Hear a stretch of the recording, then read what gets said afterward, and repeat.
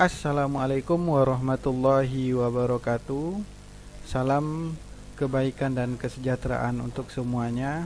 Berjumpa lagi dalam video yang berkenaan dengan bagaimana cara menganalisa tulisan ataupun sumber yang kita muat di dalam sebuah karangan ilmiah.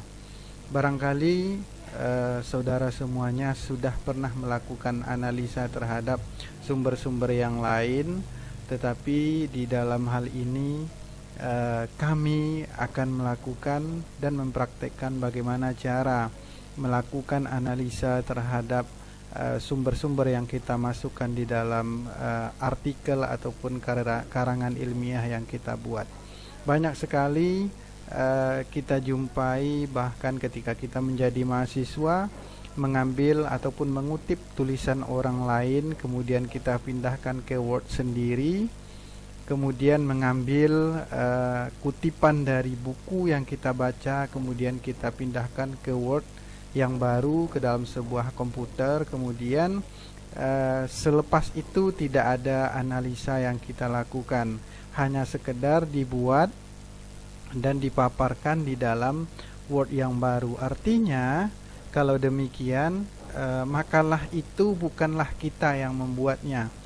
Memang secara definisi kita yang mengerjakan makalah, tetapi isi yang ada di dalam makalah itu sebetulnya milik orang lain. Kenapa?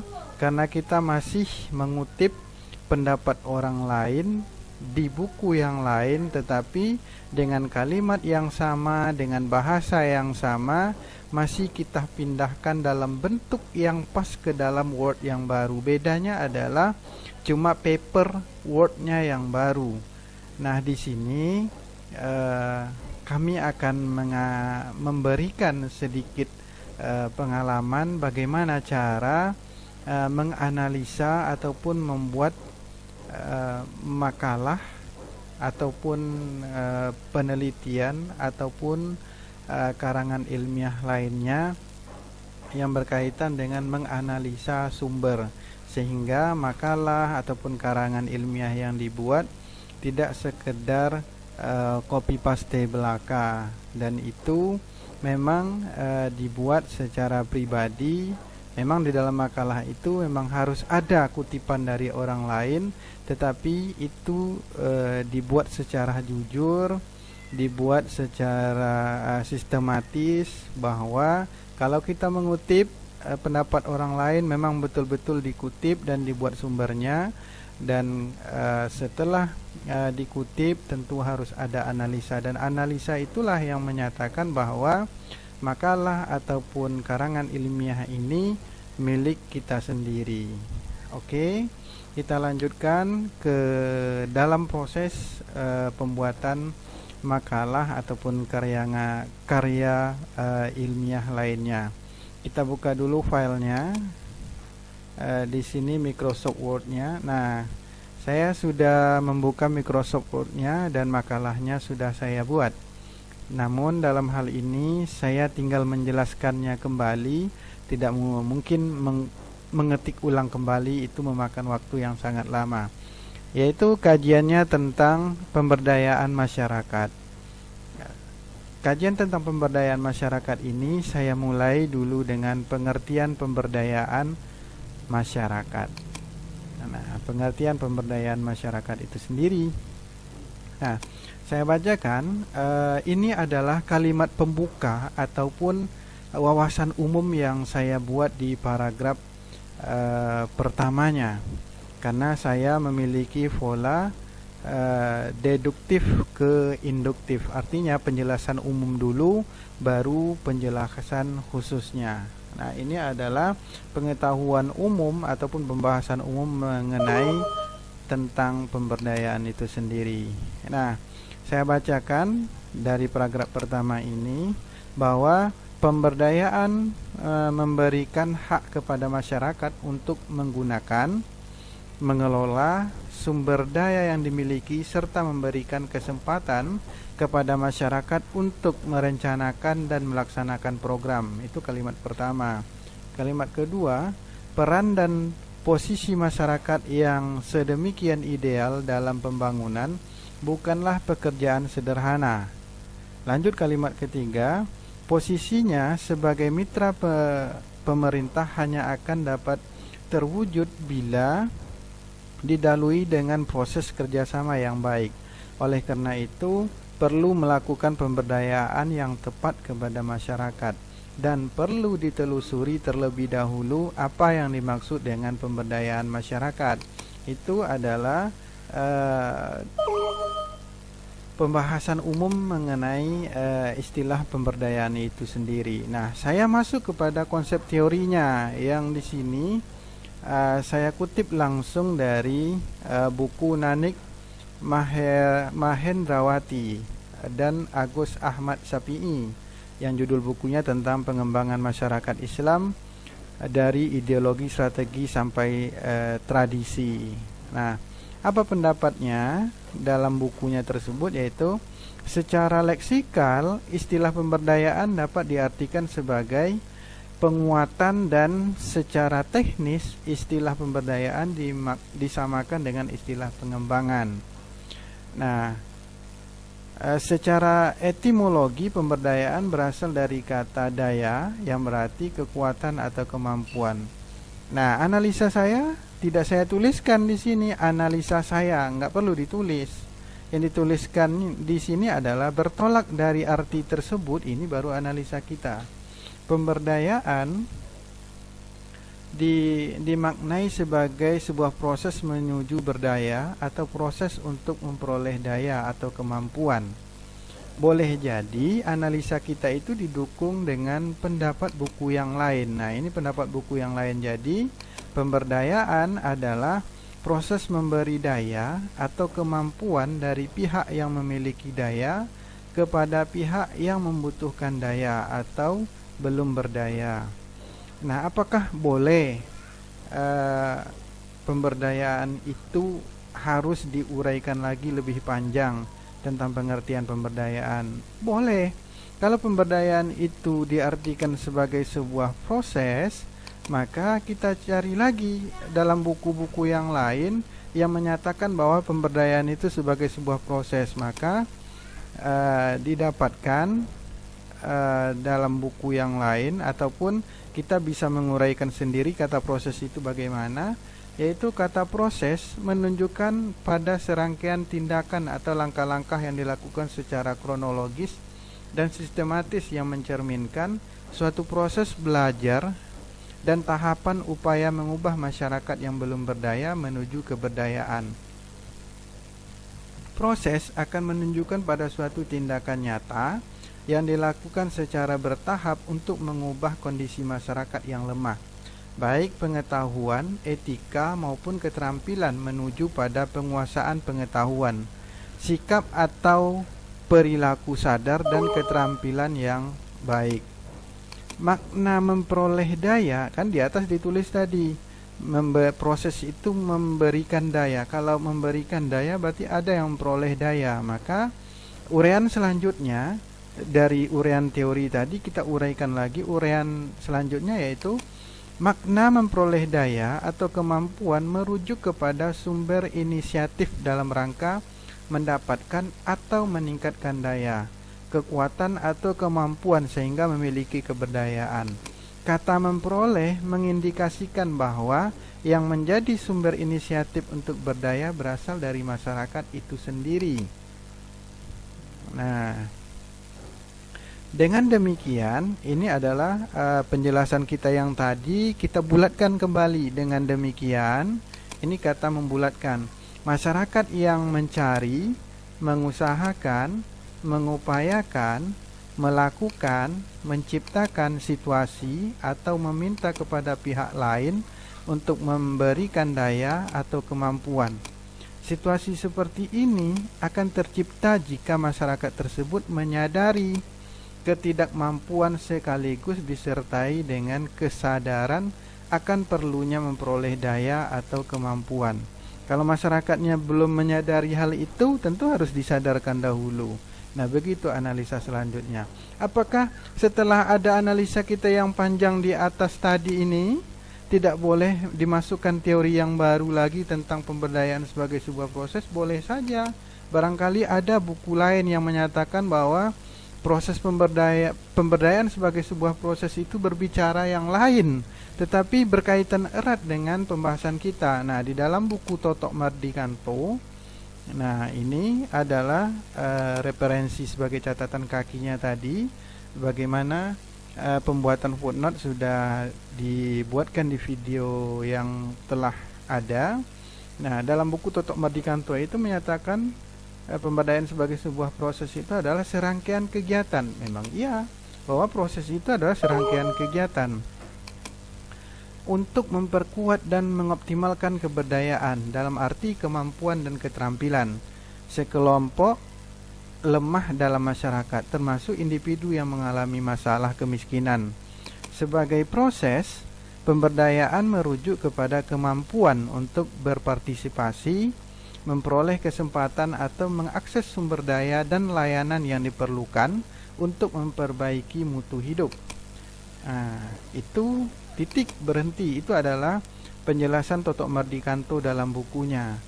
Nah, kalau penjelasan Totok Mardikanto ini dirasa berkaitan erat, ada berkesinambungan dengan penjelasan kita yang di atas tadi, maka perlu dianalisa kembali bahwa penjelasan Totok Mardikanto itu berdasarkan penjelasan tersebut. Ini adalah analisa penulisnya, dalam hal ini adalah saya.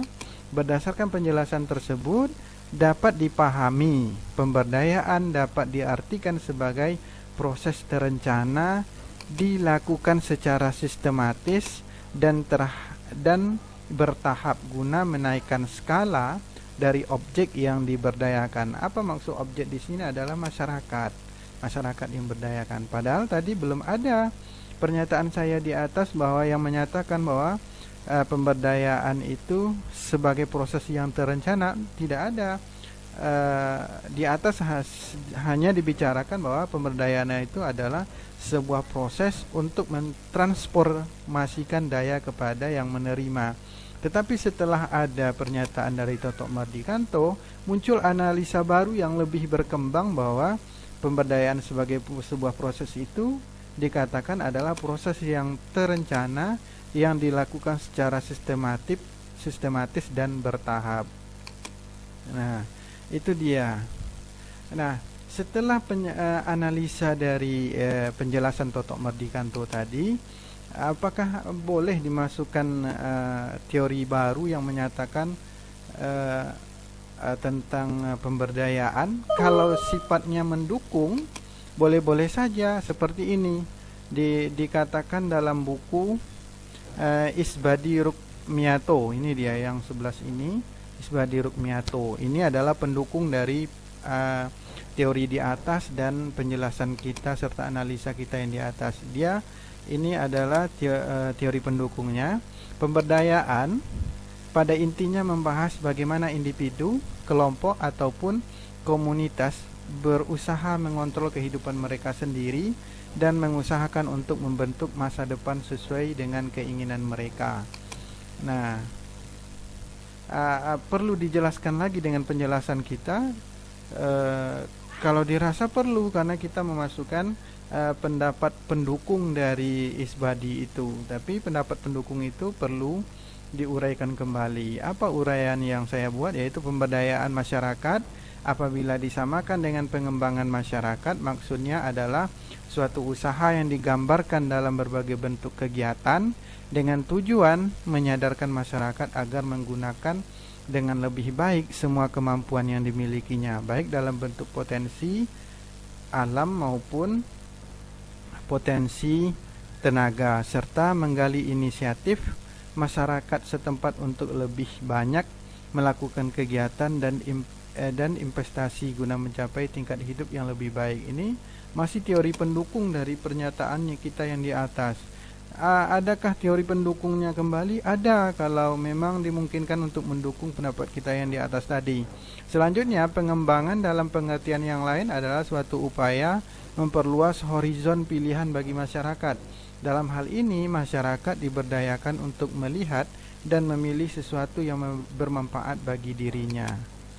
Nah, Setelah banyaknya teori yang dimunculkan, analisa kita yang dimunculkan tentang teori tersebut, barulah di bawahnya juga kita simpulkan agar si pembaca dari tulisan ini bisa menyimak pergolakan ataupun banyaknya penjelasan di atas tadi dengan melihat satu dari paragraf ini, yaitu terkait penjelasan di atas dapat dipahami bahwa pemberdayaan adalah sebuah proses yang disengaja untuk menggali inisiatif masyarakat, kemudian memberikan daya dari satu kelompok masyarakat kepada kelompok masyarakat lain yang membutuhkan daya, agar mereka mampu mengontrol kehidupan dan berusaha membentuk kehidupan masa depan yang lebih baik sesuai dengan kehendak mereka. Daya tersebut dipahami sebagai energi bagi mereka untuk melakukan sesuatu dalam kehidupannya agar menjadi lebih berkembang, berdaya dan mandiri. Nah, cukupkah sampai di situ saja? Kalau memang ditemukan buku yang lain lagi, ditemukan referensi yang lain lagi menjelaskan tentang pengertian pemberdayaan masyarakat, boleh saja gitu. Nah, namun kalau memang udah di stop tentang pengertian masyarakat itu, kita sudah mendapatkan pengertian yang kita pahami, sudah di stop aja, masuk ke pengertian itu pasti memiliki konsep gitu. Nah, konsepnya apa? Nah, kita cari referensi yang lain seperti yang dikatakan Winarni bahwa berkenaan dengan konsep pemberdayaan masyarakat yang di atas ini adalah tambahan kalimat, maka dapat diketahui bahwa inti dari pemberdayaan itu meliputi 3 hal, yaitu pengembangan, memperkuat potensi atau daya, dan terciptanya kemandirian. Nah, ini adalah pendukung dari yang di atas tadi, merupakan teori pendukung juga. Nah, kalau dimasukkan juga nggak apa-apa, asal tidak berbenturan antara yang kita simpulkan di atas, yang kita analisakan di atas, tidak berbenturan gitu dengan konteks judul yang kita angkat. Nah, itulah beberapa contoh menganalisa dari sistem sumber kutipan yang telah kita masukkan di dalam tulisan karya ilmiah ataupun pembuatan makalah. Boleh ditambahkan lagi di dalam referensi-referensi yang lainnya. Syaratnya adalah bagi yang membuat makalah tentu terlebih dahulu memahami maksud dari setiap teori yang dikutipnya di dalam buku yang lainnya itu. Setiap teori yang dikutip mesti dipahami maksudnya apa. Kemudian setiap teori yang dikutip di buku yang lain lagi dipahami maksudnya apa. Kemudian yang maksud dari teori itu yang sama kita kumpulkan menjadi satu. Kemudian kita cari, kita mau mengarahkan pengertian ini ke dalam bentuk pengertian yang bagaimana. Misalkan kalau pemberdayaan itu sebagai sebuah proses, maka kita cari buku itu yang berkaitan dengan pengertian pemberdayaan sebagai sebuah proses. Kalau pemberdayaan yang dikatakan pendidikan adalah sebagai sebuah proses pemberdayaan, maka kita arahkan pula bahwa yang berkaitan dengan buku-buku yang berkaitan dengan pendidikan adalah sebuah proses pemberdayaan, kita cari buku yang seperti itu pula. Yang jelas pasti kita mau mengarahkan definisi ini menuju ke arah mana, dan kita carilah teori-teori pendukung. Yang jelas pasti semakin banyak bacaan saudara, maka semakin banyak pula analisa-analisa yang bisa saudara lakukan. Namun sebaliknya, apabila bacaan ataupun referensi bacaan saudara sedikit, maka sedikit pula lah analisa yang dapat dituliskan dalam setiap paper, word, makalah yang saudara buat. Demikian penjelasan yang dapat disampaikan. Semoga bermanfaat bagi yang mendengarkan serta yang mempraktekkan. Mudah-mudahan di lain waktu kita berjumpa lagi. Jangan lupa subscribe-nya dan terima kasih sebelumnya. atas semua yang telah dilakukan. Wassalamualaikum warahmatullahi wabarakatuh.